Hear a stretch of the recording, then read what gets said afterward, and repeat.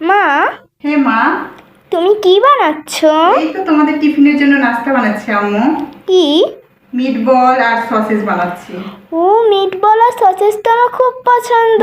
এর জন্যই তো বানাচ্ছি, যেন তোমরা টিফিনে মজা করে খেতে পারো। আমি আর আমার ফ্রেন্ডরা মিলে খাবো।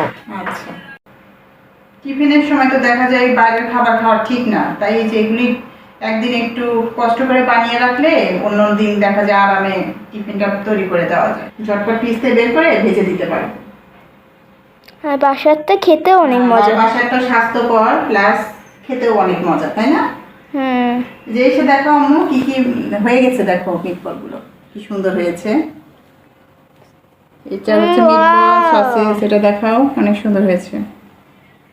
অনেক সুন্দর, হুম, দেখতে কত ইয়াম্মি লাগছে। ইয়াম্মি লাগছে। এই যে আমার মিটবল আর সসেজ দুইটাই রেডি, এখন শুধু ভাজবো আর মজা করে খাবো।